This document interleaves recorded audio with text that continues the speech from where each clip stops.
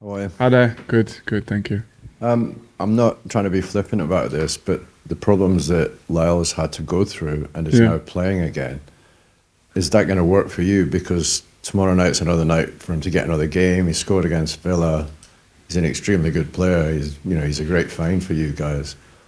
What can he help you achieve, and actually, what can he achieve down the line? Um, it's a difficult question because of what he's had to go through. I think he, he what is for sure shown in the little time he's played in the Premier League is that he's made for this league. I think that's clear. What level in this league is difficult to assess, and I usually look at, because sometimes we forget about how high the bar has been set now in the Premier League. I don't think it's ever been this high. So, for example, teams like Bournemouth have got Solanke up front, who, Everton's got Calvert-Lewin up front, and they're kind of the teams who are at the moment just above relegation. That's the standard of strikers in this league. Like, we can't forget that. But has he got the potential? I think he's shown definitely that it does. But I don't know whether the priority for him right now is anything other than being happy and playing. And that's what transpires, I think, on the pitch. How big a responsibility do you feel now? Because you talked about it before about he wasn't going to go to the AFCON Cup for the reasons you explained, which is cool.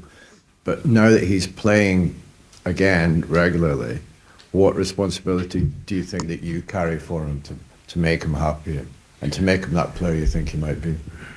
Yeah, so it's still it's still very closely followed. We have, I don't know, it started with with day one with his 3 or 4 weeks plan. Now he's got, I think, an 8 week plan going forward as well. So he's still being closely monitored at the moment, and it's nothing. I think you have to look at it like an injury a little bit, a return to injury, and he's every positive sign we wanted to see, and that's the best thing for us. We've seen. Everything he's had to do, he's done brilliantly, and now we just have to keep him on that path. But he's still getting day to day, how would I say, follow up treatment, and until a point where, of course, the goal is to have him just live a normal life. But he will get there. It's a big responsibility in a sense for you, though, as his manager, I guess, because some lesser principled people than yourself might just use him and to hell with him and to hell with his emotional state. When you talk about it could be an injury, some managers just use players, whatever, for their own ends. But I get the impression that you'd never do that with Lyle. No, but you know, I think we've proven how we've reacted as a club. We have had as well to suffer. Not real suffering, but you know what I mean. Like, with our best player, our number 9, was gone. And I don't think there's anyone at the club that's had a second thought about what was the right thing to do here. And again, if people want to understand why this club is different, is because of, in moments like this, we have absolute unity within the club. There wasn't a person that came in and said, well, maybe, oh, careful, what are the implications of, because it could affect his value as well. But nobody cares. We did what is right by the player. We will continue to do so for him and every other player we have. And right now we have to sometimes suffer short-term consequences, but which are never worse than the player himself, of course. But on the long term, we'll always be better because of it. And that we're very clear in that. Thank you. Vinny, this maybe a bit crass, but if we could just separate the mental health problem, but in terms of his actual form in the pitch, he seems to be getting better with every game and scored a good goal at Villa. Where how do you assess where he is now and what he's still got to do? But this is the and I'm only so open about this because obviously he's fine with it being, he's publicly discussed it. But the thing what people have to understand is, so he was good before, right? He was good before. but he was playing with a massive weight on his shoulders before that, you know. So us going through the process with him and him being what he's shown now, I don't even think he's at full fitness yet. But just having the weight off your shoulders, just being free to play, you know, that's why his performances are now even of another level. You know, there's no coincidence. There's a reason for that, and it's the fact that he was perhaps not playing with an injury that was visible to people, but he was playing with a burden. And I think it goes for everyone in life. You know, unless you find the methods and you build up the tools to deal with it, you're basically always you're never able to perform at full capacity. Never. And he's hopefully on a path where he'll be able to unlock everything he's got, you know. Vinny, could you just ask you about James Trafford, because he's come in and it's been hard because he conceded a lot of goals, but his performance levels seem to have been doing that, and he's shown a real maturity for such a young player in his first season in the Premier League. What's your assessment of where he's at and what he can do? Yeah, I think he has one. I don't think me personally, I'm saying anything new when I speak about the fact that he's a talented player, because he was spotted way before he signed for us. You know, I think he's always been a name or a player to look out for even in the youth, even when he was in the younger age groups.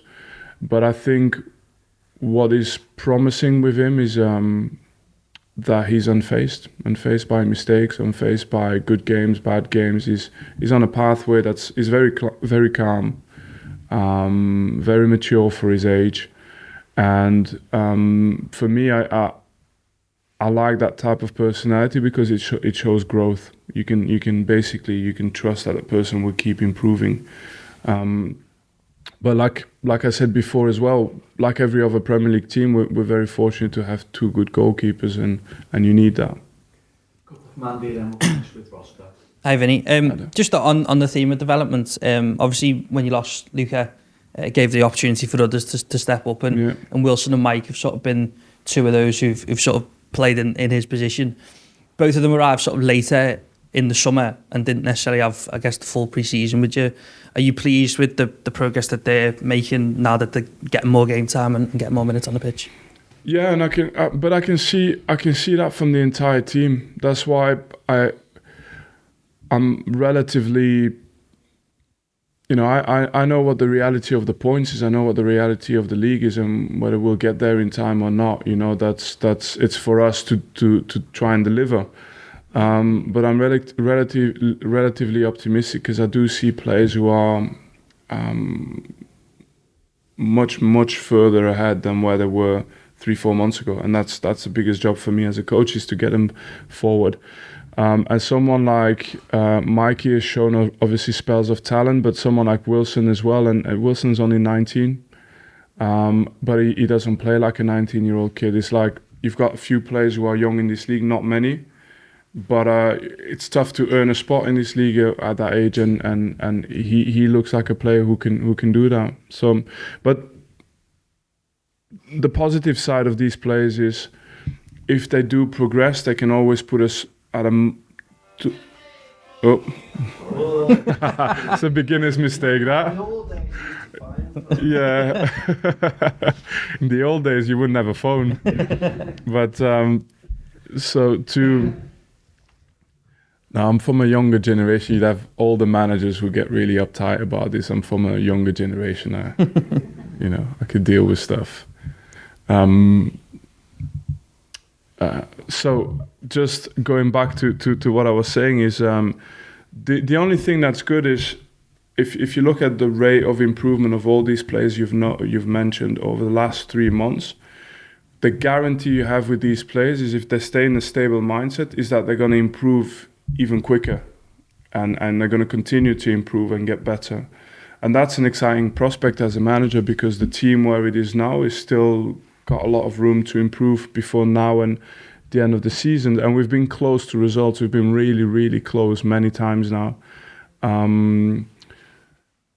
I hope that scoring 2 goals will be matched with not conceding. you know, and not conceding will be matched with scoring a goal. That's the finer margin what we're talking about. But these players are all making the steps, and they've got output. So these guys are having assists and goals, and hopefully, and I'm sure they're going to continue to do so. And just one more on, just in terms of the transfer window, have you found has it been a little bit more difficult given the situation that you're in, like league table, from an outside perspective, looking at maybe players that you might want? Has it been difficult in that sense about, you know, convincing players that you should come to Burnley, even though when they might look at the league table, they may have a certain perception?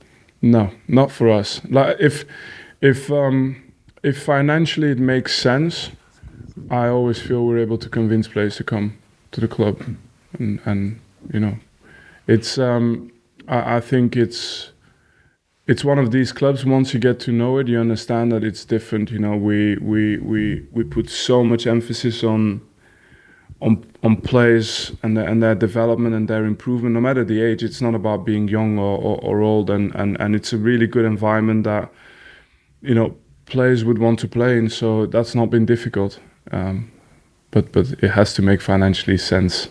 That's the difficulty. Okay. Vinny, you were linked with Tottenham last summer. I don't know whether that was just paper talk or how far it went. Were you? It wasn't me. You have more information than. Were you flattered, or did you make it quite clear you were staying here for the project right from the offset? No, I didn't speak about it. That was my tactic. You can call it a tactic. I've had to think about it before I become a manager. How am I going to handle these questions? Sacking or new job, and it's very close to each other as we're all witnessing, right? But just ignore it. Just ignore the chat. Continue with what I'm doing and focus on what I've got my hands on, and it's this group of players. There was no formal approach or discussions. No, but the thing is, like, is how I function. If anything was to happen, the first person I would speak to was the chairman, and he would know all the ins and outs of whether there was an approach, not an approach. So I feel that's the person I have a duty to report to. And then the rest, it doesn't consume a second of my thoughts. The only thing I'm focused on is this group, these players. There's also a level of respect I think that they deserve, that goes beyond that, you know. And as well, I'm a young manager, but I feel I've been in this game. I'm like a dinosaur almost, you know. That's how long I've you know. But that's how long I know the dance and all this kind of stuff. It bores me. I'm not a part of that.